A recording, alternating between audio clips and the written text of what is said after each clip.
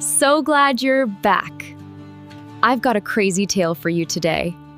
Is that a knockoff? Julian Vance sneered, fingering Elara's collar in front of the dozen dinner guests. The dining room of the Vance manor was suffocating, thick with the scent of white lilies and the heavy, oaky aroma of a vintage Bordeaux. Julian stood at the head of the table, his bespoke navy suit catching the light of the crystal chandelier. He didn't just look like a patriarch, he looked like a king surveying a disappointing subject. He pulled his hand back as if Elara's cotton scrubs might stain his skin. "It's a functional garment, Julian," she said, her voice steady despite the exhaustion clawing at her mind. She had just finished a 16-hour shift at the trauma center, and the sterile smell of the hospital still clung to her hair. "I didn't have time to change before the appetizers." "Clearly," Caleb Vance interjected from across the table. He leaned back, the ice in his Scotch glass clinking rhythmically against the crystal. He wore a heavy gold signet ring that caught the light, a family heirloom he'd claimed the moment their mother passed. "But there's a standard to maintain in this house, Elara. Even the housekeeper has the decency to put on an apron. You look like you've come to collect the trash." A ripple of polite, cruel laughter moved through the guests. These were the elite of the city, investors, socialites, and old money families who valued the cut of a blazer more than the skill in a person's hands. Julian smiled, a thin, predatory expression that never reached his eyes. He loved the audience. He thrived on the shared recognition of his own superiority. "Don't be too hard on her, Caleb," Julian said, though his tone suggested the exact opposite. "Our Elara has always preferred the company of the common. She spends so much time in those crowded wards, I suppose she's simply forgotten what real elegance feels like. It's a pity. The Vance name used to mean something in these circles." Elara reached for her water glass, her fingers brushing the cold, brushed steel of her watch. It was a rugged, high-precision tool designed for timing heart rates and surgical intervals, not for showing off at a gala. To the people at this table, it was a cheap eyesore. To her, it was a reminder of the lives she'd saved while her father and brother spent the afternoon at the country club. She felt a vibration against her thigh. She reached into her pocket and glanced at her phone. A notification from Marcus Thorne, her forensic accountant, flashed on the screen. "Manor property taxes and staff payroll for Q3 are ready for authorization. Total, $412,000, awaiting your signature." She looked up, her gaze landing on Julian as he topped off a guest's glass with a wine that cost $4,000 a bottle. He was currently regaling a local developer with stories of the Vance legacy and the ancestral burden of maintaining such a massive estate. He didn't mention that the ancestral burden had been bankrupt 3 years ago, or that every drop of wine in that glass was paid for by the glorified butcher, sitting at the end of his table. "Speaking of elegance," Julian announced, his voice rising to command the room. He reached into his breast pocket and produced a stack of gold-embossed envelopes. "The invitations for the Sterling Gala have arrived. It's the event of the season, and as the primary hosts of the pre-reception, the Vance family will be front and center." He began walking around the table, hand-delivering the envelopes with a flourish. He gave one to Caleb, who smirked at Elara. He gave them to the developers, the socialites, and even a distant cousin who hadn't worked a day in his life. When Julian reached Elara, he paused. He looked at the last envelope in his hand, then tucked it back into his pocket. "I'm sure you understand, Elara," Julian said, his voice dropping to a condescending whisper that carried perfectly across the silent room. "The judge is very particular about the guest list. Given your current lack of social standing and your refusal to dress the part, it's best if you stay back. The hospital probably needs you anyway. It wouldn't do to have a Vance looking like a charity case in front of Judge Elara Sterling." Caleb chuckled, swirling his drink. "Maybe she can pick up an extra shift to pay for a new watch. That one looks like it came out of a cereal box." Elara felt the familiar heat of indignation rising in her chest, but she didn't let it reach her face. She had spent years playing the role of the dutiful, overlooked daughter while quietly rebuilding the family's shattered finances under a series of anonymous holding companies.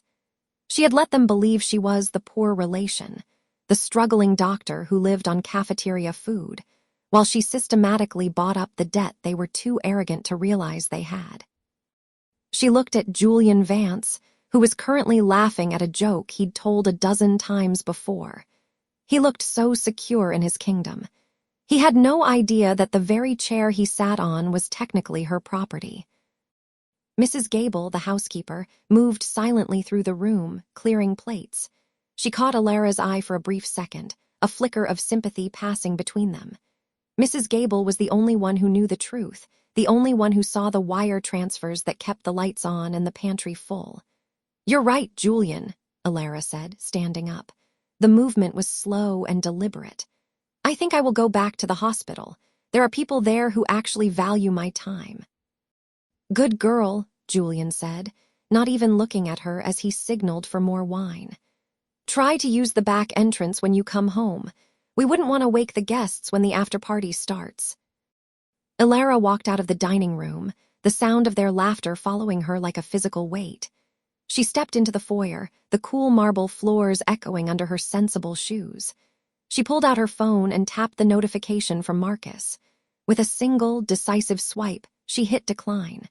A second window popped up. "Warning, declining this payment will result in immediate delinquency notices for the Vance estate. Proceed."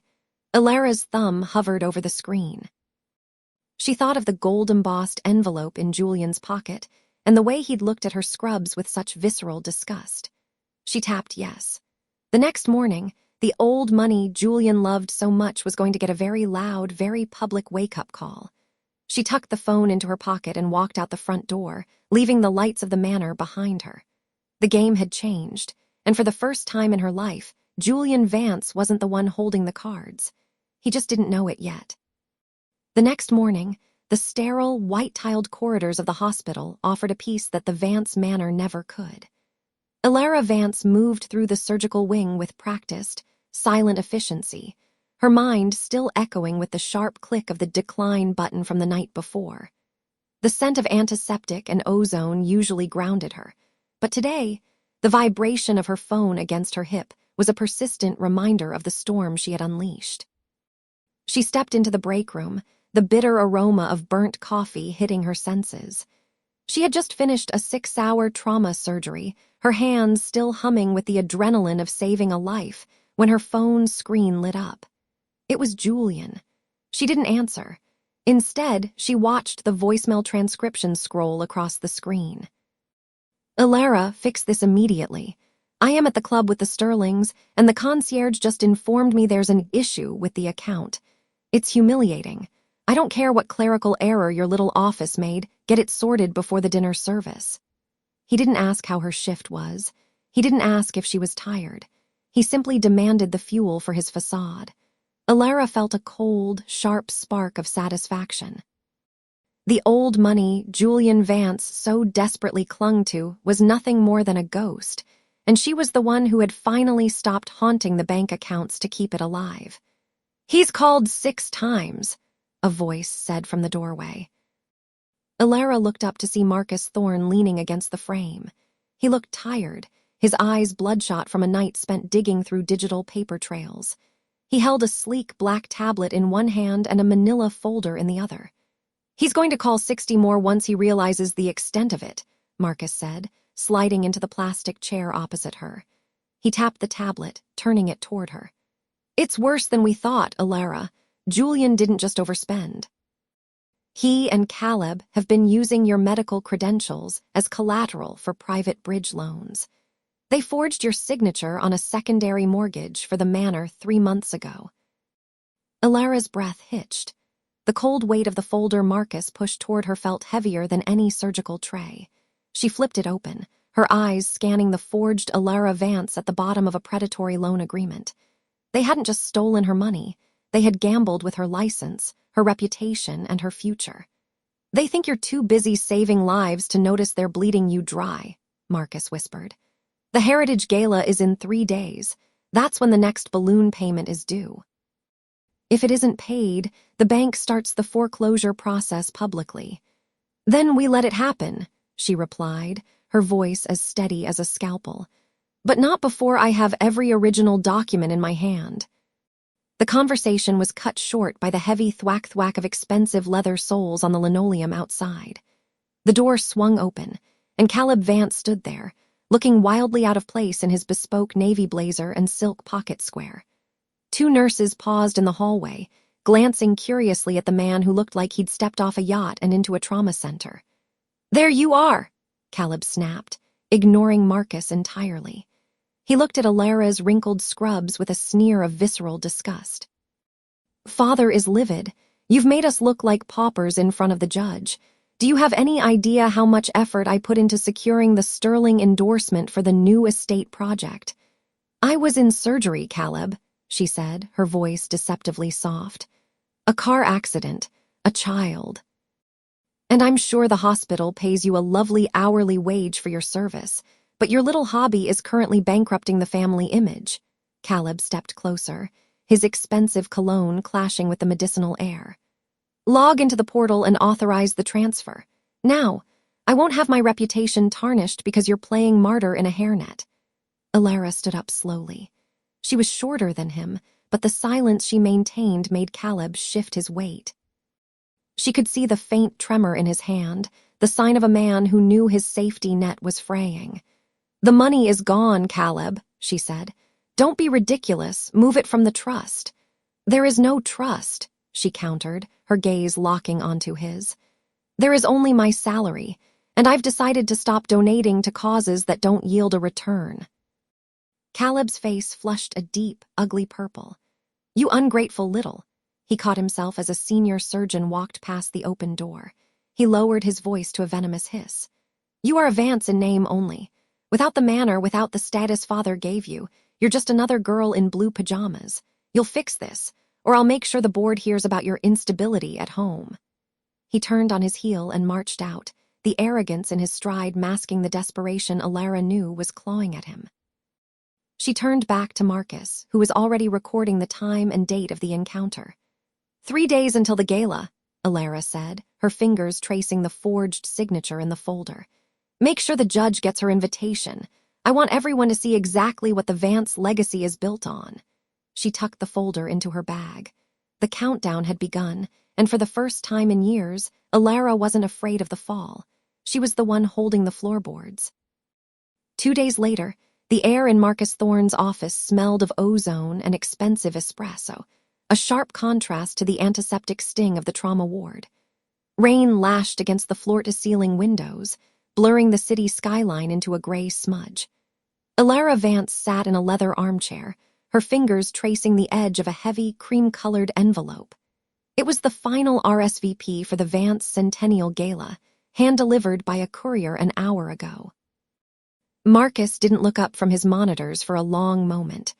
The blue light reflected off his glasses, illuminating the grim set of his jaw. When he finally turned, he slid a thick glass-topped file across the mahogany desk. It wasn't just a folder anymore. It was a ledger of a family's moral bankruptcy. "It's not just the illegal rentals, Elara," Marcus said, his voice dropping into a register of professional disgust. "I followed the wire transfers from the offshore account Caleb opened last spring. Your father hasn't just been managing your trust. Julian Vance has been using your medical credentials and forged power of attorney documents to secure high-interest bridge loans. He's been gambling on a luxury development in the Caymans that went belly-up 3 months ago." She felt a cold, familiar numbness settle in her chest. It was the same calm she felt when a patient's vitals began to flatline, the clarity of the crisis. She opened the file. There, in black and white, were the signatures. They were masterful imitations of her own handwriting, scrawled across documents that put her personal assets up as collateral for millions in debt. "He didn't just steal my money, Marcus," she whispered, the paper crisp and unforgiving beneath her thumb. "He stole my name to bury his failures. He thinks you're too busy saving lives to notice yours is being dismantled," Marcus replied. He leaned forward, tapping a specific line on a bank statement. But here's the mistake. He used the manor as a secondary guarantee for the most recent loan. If these payments aren't met by the end of the month, which they won't be, the bank seizes the Vance legacy. He's already lost the house. He just doesn't know the bank has already sold the debt to a private holding company. Elara looked up, a ghost of a smile touching her lips. A holding company called EV Strategic Holdings. Marcus nodded once. The transfer was finalized this morning. You don't just bankroll their lives anymore, Elara. You are officially their landlord. The vibration of her phone interrupted the silence. It was a video call from Julian. She hesitated, then swiped to answer, propping the phone against a marble paperweight. Julian Vance appeared on the screen, looking every bit the patriarch in a bespoke charcoal suit. He was standing in the manor's grand foyer, the crystal chandelier casting a halo of unearned light around him. Behind him, Caleb was barking orders at a team of caterers who were polishing silver that Elara had paid to have restored. "Elara, why aren't you home?" Julian demanded, his tone clipped and impatient. He didn't ask about her shift or the double bypass she'd performed that morning. "The florist is here, and they're claiming the deposit hasn't cleared. I've had to tell them there's a banking delay, which is incredibly embarrassing. Fix it immediately." "I'm in a meeting, Father," she said, her voice a flat, steady line. "A meeting? You're a doctor, not a CEO. Your only meeting should be with a patient or a checkbook," Julian snapped. He turned the camera slightly, showing off a row of vintage wine crates. "I've ordered the 1982 Petrus for the judge's table. It's $6,000 a bottle, but we must maintain standards. The Vance name is at stake. Don't be difficult about the transfer. It's for the family." In the background, Caleb Vance lounged against a marble pillar, swirling a glass of amber liquid. "And get a move on, Elara," her brother added with a smirk. "I need my tailor paid by 5. I can't be seen in last season's threads just because you're having a power trip over the household accounts." The audacity of it was a physical weight in the room. Elara watched them, 2 men standing in a house they no longer owned, drinking wine they couldn't afford, demanding money from the woman they'd spent years belittling. "The money will be handled, Father," Elara said, and it wasn't a lie. "Everything will be settled at the gala." "See that it is," Julian said, his eyes narrowing. "And for heaven's sake, buy a decent dress. I won't have you looking like a charity case in front of Judge Sterling. You're a Vance." "Try to act like you understand what that means." The screen went black.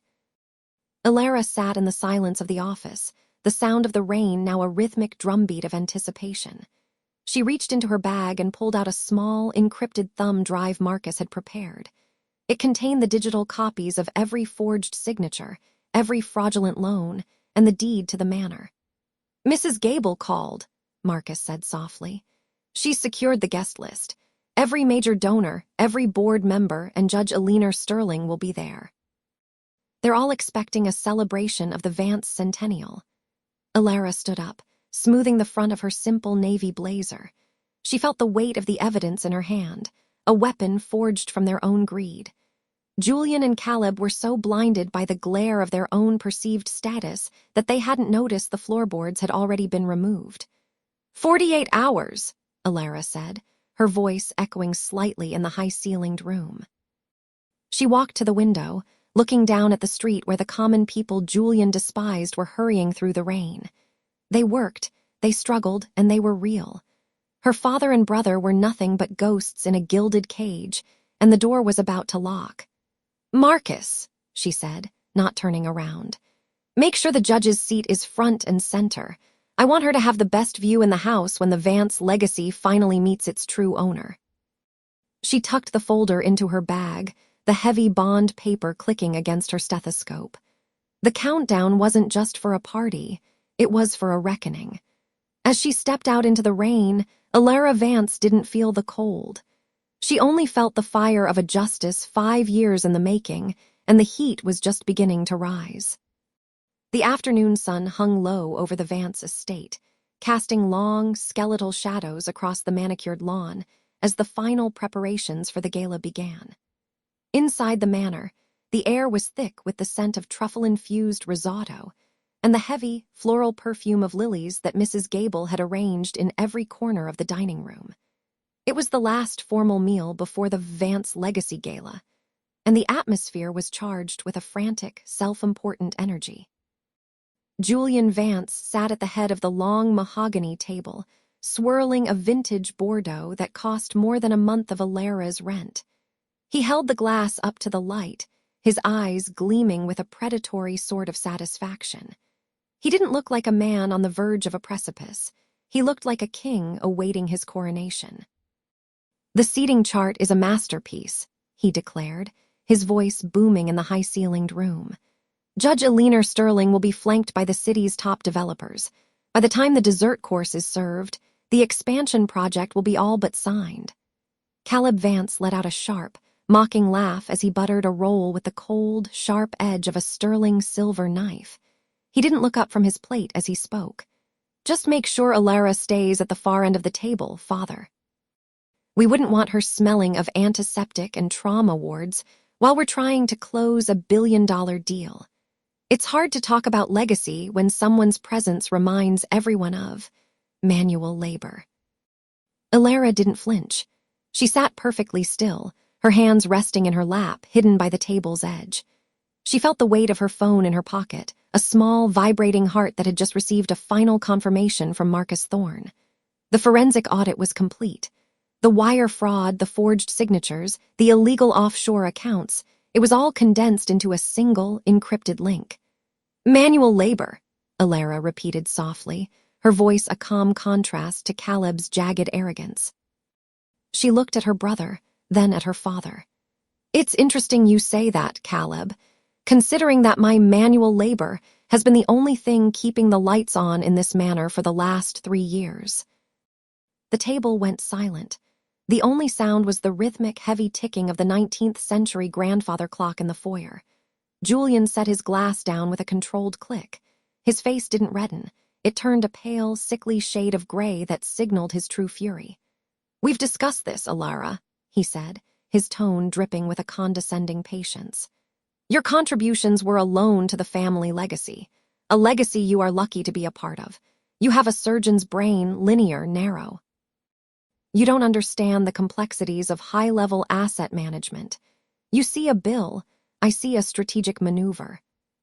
"Is that what you call the rental accounts, Father?" Elara asked, her gaze unwavering. "Strategic maneuvers, I'm giving you a chance right now before the judge arrives tomorrow. If there are discrepancies in the Vance holdings, we can settle them quietly. We can walk away from the gala. We can tell the truth." Julian burst into a genuine, belly-deep laugh. He looked at Caleb, who joined in, shaking his head. The truth is that tomorrow night the Vance name becomes untouchable." "You're nervous, Elara. You've spent too much time in those cramped operating rooms. You've lost your perspective on power." He leaned forward, his eyes narrowing. "You will be at that gala. You will wear the dress I bought you, and you will play the part of the dutiful daughter while I secure our future. Do not mistake my indulgence for a lack of authority. You are a glorified technician. I am a Vance." Elara felt a strange sense of peace wash over her. It was the same stillness she felt right before the first incision in a difficult surgery. The warning had been given. The last chance lunch was over. She stood up slowly, the silk of her simple dress rustling against the velvet chair. "You're right, Father. I am a surgeon, and a surgeon's job is to identify the rot and cut it out before it kills the host." She didn't wait for a response. As she walked toward the door, her phone buzzed again. A text from Marcus. "The judge is confirmed for the front row. The projector is synced. Sleep well, Elara. Tomorrow the ghosts speak."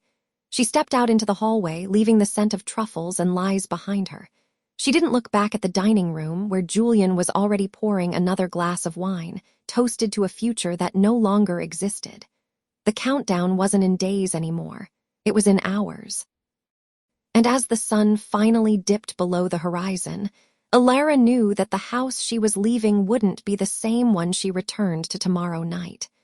The manor was no longer a home. It was a stage, and the curtain was already beginning to rise. The evening of the Vance Foundation Gala arrived with the oppressive elegance of a funeral. By 7 o'clock, the manor's grand ballroom was a cathedral of performative wealth, lit by 3-tiered crystal chandeliers that cast a jagged, diamond-like glow over the assembled guests. The scent of white lilies was so thick it felt like a physical presence in the foyer, mingling with the sharp, metallic tang of expensive champagne and the heavy musk of Julian Vance's sandalwood cologne. Elara Vance stood at the edge of the ballroom, her fingers tracing the smooth, cool velvet of her clutch. Inside, the small, hard weight of a thumb drive pressed against her palm, a secret anchor in a sea of lies. She wasn't wearing scrubs tonight.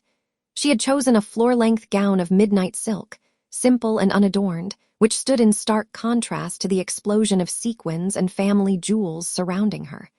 To the casual observer, she looked like the humble daughter playing her part. To Marcus, who stood near the bar and offered a single, sharp nod, she looked like a storm waiting to break. "There you are," a voice drawled, dripping with a familiar, oily condescension. Julian Vance approached, his bespoke tuxedo fitting his frame with the precision that only $5,000 could buy. He held a vintage crystal flute as if it were a scepter, his eyes scanning the room with the hungry gaze of a man who believed he owned every soul in it. He didn't look at Elara, he looked past her, searching for more important faces to impress. "Try to stay in the shadows tonight, Elara," he said, his voice low and serrated. "This is a night for the legacy, not for your tiresome hospital stories. I've placed you at the back table with the junior associates. We can't have the guests of honor wondering why a surgeon looks so exhausted." Elara felt the familiar heat of a rage spike tighten her throat, but she didn't let it reach her eyes. She watched him sip the wine her last bonus had quietly paid for when the estate's liquid assets had dipped dangerously low. "The legacy is exactly what I'm thinking about, Father," she replied, her voice a calm, steady rhythm. He finally looked at her, his lip curling in a dismissive sneer.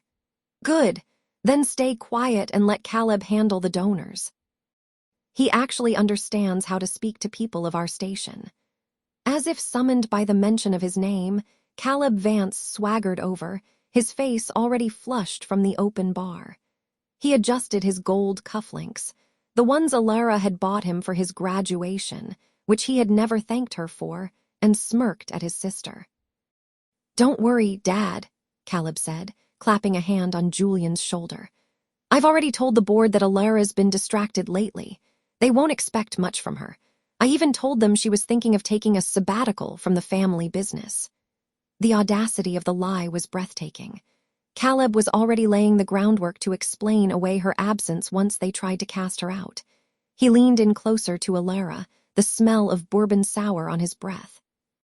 "You're a glorified technician, Elara. You fix bodies. I build empires. Just sit there, look pretty, and try not to spill anything on that dress. It's probably the most expensive thing you own." Elara's grip on her clutch tightened until her knuckles turned white. She thought of the bank statements Marcus had uncovered. The thousands Caleb had been skimming from the rental business. That was actually Elara's private investment portfolio. She thought of the forged signatures and the way they had laughed at her modest lifestyle while she quietly kept the roof over their heads. "You'd be surprised what I own, Caleb," she said softly. Caleb let out a bark of a laugh, attracting the attention of a few nearby socialites. "Always so dramatic. Go find your seat. The real players are arriving." The heavy oak doors at the front of the ballroom swung open, and a hush rippled through the crowd. Judge Elinor Sterling entered, her presence commanding an immediate, instinctive respect. She was the apex of the city's legal and social hierarchy, and her approval was the ultimate status symbol Julian craved. Julian's face transformed instantly, the cruel sneer vanishing beneath a mask of practiced, aristocratic warmth. He smoothed his jacket and hurried toward her, leaving Elara and Caleb behind. "Judge Sterling, what an absolute honor," Julian proclaimed, his voice booming with a false heartiness that made Elara's skin crawl.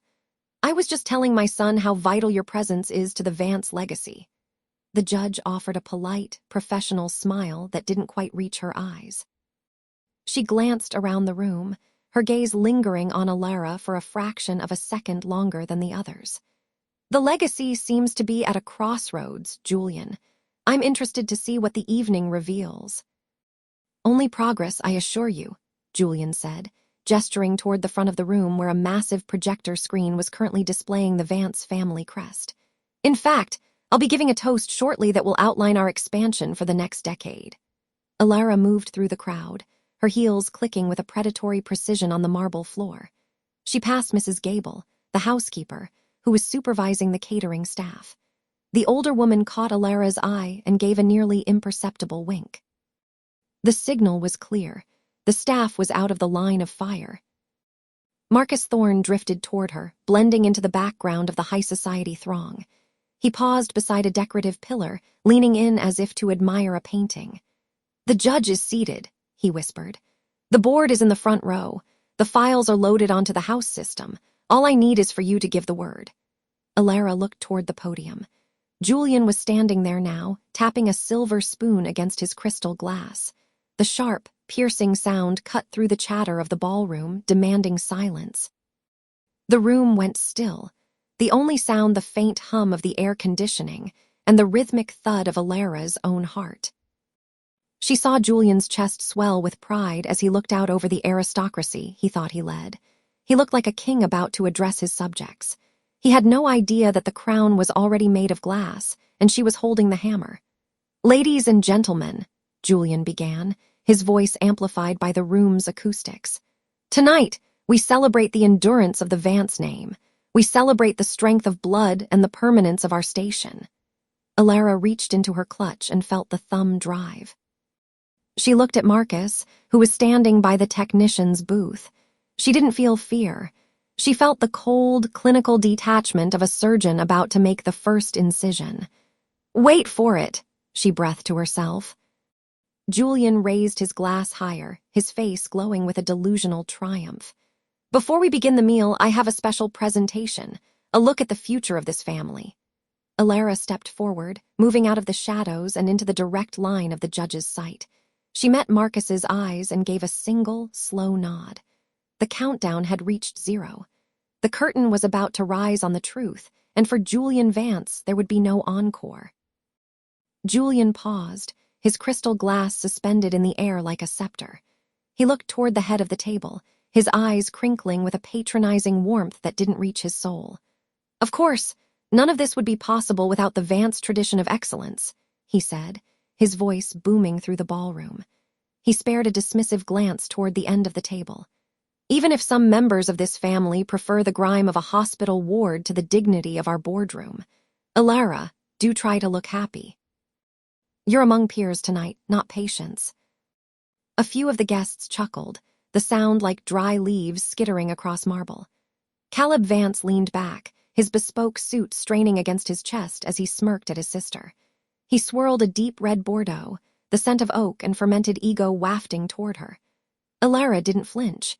She felt the cool, rectangular weight of the remote in her palm, hidden beneath the white linen tablecloth. She glanced at Marcus Thorne, who stood near the shadows of the heavy velvet curtains. He gave a sharp, imperceptible nod. The digital trap was set. "Actually, Julian," Elara said, her voice cutting through the laughter. It wasn't loud, but it possessed the clinical precision of a scalpel. "Since we're discussing the future of the Vance legacy, I think the guests should see the latest audit. Transparency is, after all, a tradition of excellence." Julian's smile faltered, a flicker of annoyance crossing his brow. "Not now, Elara. Don't be tedious. Sit down and let the men handle the legacy." "I insist," she replied. She pressed the button. The large projector screen behind Julian hissed to life. The celebratory slideshow of the manor's history vanished, replaced by a stark, high-resolution scan of a foreclosure notice and a series of wire transfer records. The room went unnervingly silent. The only sound was the low, mechanical hum of the projector's cooling fan. Judge Elinor Sterling leaned forward, her silver-rimmed glasses catching the blue light of the screen. She squinted at the documents, her professional curiosity overriding the social decorum of the evening. Caleb's smirk vanished so quickly it looked like a physical injury. He dropped his heavy silver fork, the clatter echoing like a gunshot against the china. Julian turned slowly, his neck corded with tension. As he processed the numbers on the screen, the millions in debt, the forged signatures, and finally, the name of the primary lienholder. The transformation began. The flush of wine-soaked triumph didn't just fade from Julian Vance, it curdled. His jaw, usually set in a rigid line of aristocratic pride, unhinged slightly, his lower lip trembling with a rhythmic, pathetic twitch. The deep ruddiness of his cheeks vanished, replaced by a gray, sickly pallor that made his expensive tan look like a cheap mask. His eyes, once sharp with condescension, darted frantically across the screen, widening until the whites were visible all the way around the irises, reflecting the glowing blue light of his own financial ruin. His breath hitched, a wet, rattling sound in the sudden vacuum of the ballroom. His hand, still clutching the crystal glass, began to shake so violently that the wine sloshed over the rim, staining his white silk cuff like a fresh wound. "This is a mistake," Julian croaked, but the words lacked conviction. "It's no mistake, Julian," Elara said, standing up. She smoothed the front of her simple dress, her movements fluid and calm. "Those records show that you haven't owned a single brick of this manor for 3 years. You've been living on credit provided by a holding company you never bothered to investigate." Judge Elara Sterling stood up, her voice cold. "Julian, these are wire fraud signatures, and this lien." "Elara, you are the sole director of EV Medical Holdings." "I am," Elara said. She looked at Mrs. Gable, who was standing by the sideboard. The housekeeper didn't say a word, but her back was straighter than it had been in a decade, a ghost of a smile touching her lips. Elara walked toward the exit, the sound of her sensible heels clicking a steady, rhythmic beat on the marble floor. She stopped at the massive oak doors and turned back one last time. Julian was still staring at the screen, his stature shrinking as the weight of the truth collapsed his shoulders. He looked small. He looked old. "You told me I didn't belong at this table," Elara said, her voice echoing through the stunned silence of the room. "You were right. I don't belong in a house of cards. You have until the end of the month to pack. I'm turning the manor into a recovery center for the nurses you spent years looking down on." She didn't wait for his response. She didn't need to see the tears or hear the excuses. Elara stepped out into the cool night air, leaving the ghost of the Vance legacy behind her. The silence inside the grand dining hall didn't break when the heavy oak doors clicked shut behind Elara. It curdled. For 5 seconds, the only sound was the rhythmic, mechanical hum of the projector, casting a harsh, clinical white light over the remains of the half-eaten dinner. The guests sat like statues, their reflections caught in the polished silver and crystal, looking at anything other than the man at the head of the table. Julian Vance reached for the edge of the mahogany table, his knuckles turning a brittle white against the dark wood. His features seemed to lose their structural integrity in real time. The arrogance that usually held his chin high dissolved, leaving his neck looking thin and corded with a sudden, frantic tension. His eyes, once sharp with calculated disdain, darted across the room, the whites showing as he searched for a friendly gaze that was no longer there.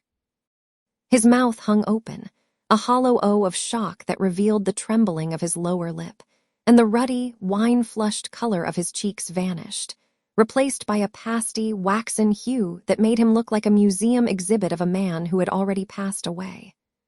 A single bead of cold sweat tracked through the heavy foundation he used to hide his age, carving a jagged, muddy path down his cheek. "It's a fabrication," he finally croaked, the sound like dry leaves skittering over stone. He turned his head toward the guest of honor, his movements jerky and uncoordinated. "Elara, surely you see this for the theatrics it is. My daughter has always had a flair for the dramatic. She's unwell, overworked at that hospital." Judge Elara Sterling didn't look at him. She was staring at the bank statements still glowing on the screen, her lips pressed into a thin, uncompromising line. She slowly set her linen napkin on the table, the gesture carrying the weight of a gavel. "The documents bear the seal of the forensic auditor, Julian, and I recognize the signature on the third-party transfer authorizations. It's mine." Her voice was a low, dangerous hum. "You used my name to vouch for a shell company that was draining your daughter's private accounts. You didn't just lie to your family. You used my reputation as a shield for your fraud." A collective gasp rippled through the room.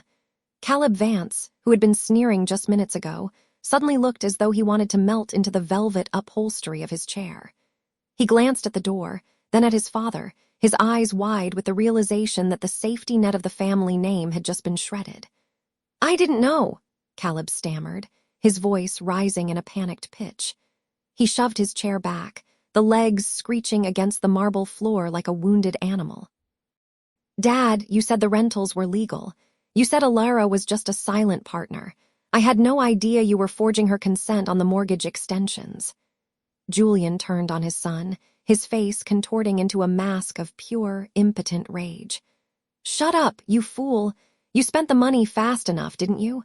Those bespoke suits weren't bought with your investments."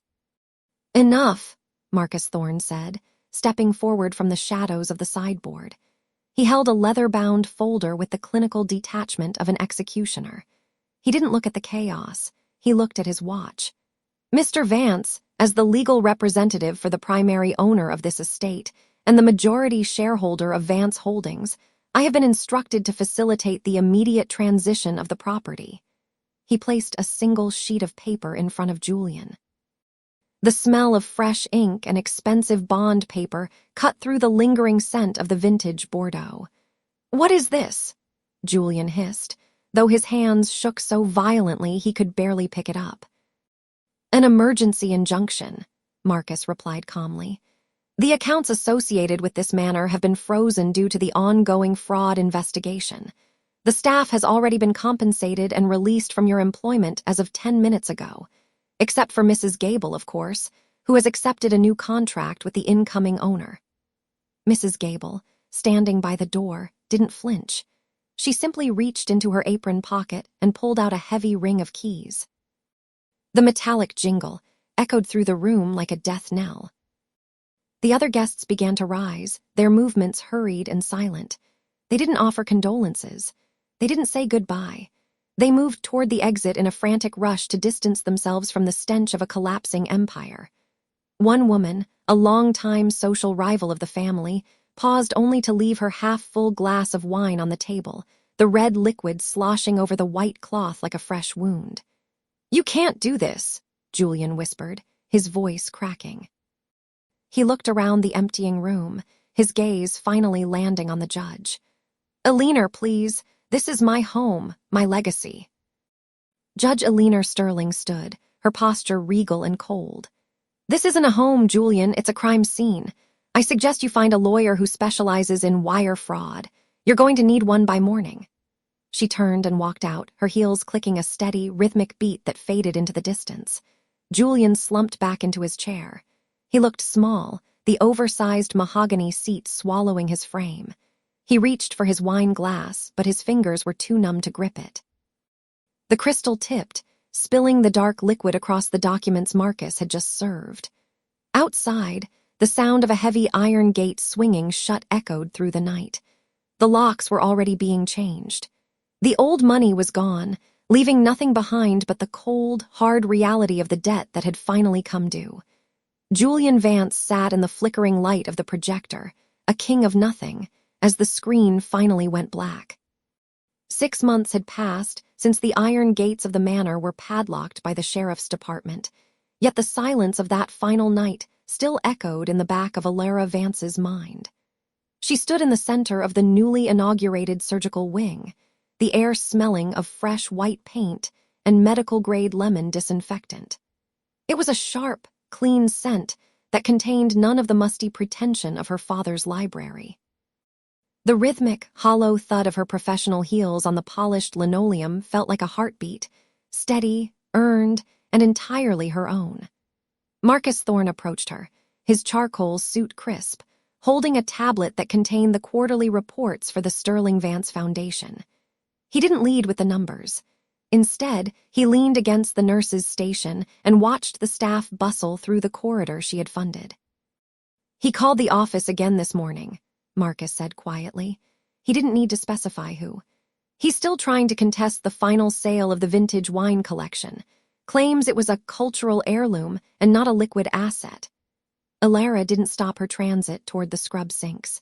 She felt the cool weight of her stethoscope around her neck, a tool of her trade that Julian Vance had once called a glorified leash for the help. She adjusted the sleeve of her scrubs, glancing at the functional watch that had outlasted every piece of gold her father had ever owned. "Let him call," she replied, her voice as sterile and precise as a scalpel. "The bank already cleared the auction. The proceeds have been moved into the scholarship fund for the nursing students. Julian can argue with the trustees if he likes, but I doubt they'll take his call from a basement apartment in the East End." The fall had been absolute. Without Elara's surgical salary and the strategic investments she had quietly diverted months before the collapse, the Vance aristocracy had folded like a house of cards in a gale. Julian was no longer sipping century-old Bordeaux in a 19th-century manor. According to the last private investigator's report, he was living in a cramped, one-bedroom unit with a leaking ceiling and a view of a brick wall. The bespoke suits were fraying at the cuffs, and the man who once demanded a front-row seat at every gala was now just another name on a delinquent utility bill. Caleb Vance hadn't fared much better. Her brother had tried to pivot his illegal rental schemes into a consulting firm, but the Vance name had become toxic in the city's financial circles. He was currently working a mid-level sales job at a regional firm, reporting to a woman half his age who had no patience for his old money anecdotes. "Mrs. Gable sent a letter," Marcus added, handing over a small envelope. "She settled into that cottage you bought her near the coast. She says the air is cleaner there. No more dust from the past." Elara took the letter, the paper feeling thick and honest in her hand. A small win, a debt of loyalty paid in full. But as she looked out the window at the city skyline, the victory tasted like copper. The cost of her justice had been the total incineration of her family tree. She was a woman of immense power and wealth now, recognized by the board and respected by the city, but she was also a woman who had no one to call on her birthday. The bloodline was a crime scene, just as Judge Elinor Sterling had promised. She walked toward the double doors of the operating theater. She saw a young family in the waiting area, a father holding his daughter's hand, his face etched with genuine, protective worry. It was a sight Elara realized she had never experienced from the other side. Julian had never looked at her with worry, only with the cold calculation of an appraiser looking at a piece of furniture. The sleeping lion had finally woken up and claimed her kingdom, but the kingdom was empty. She had saved herself, but in doing so, she had realized there was never anything worth saving in the house Julian built. As the automatic doors hissed open, Elara caught her reflection in the glass. She looked like a stranger to the girl who had once hidden her paychecks in the floorboards.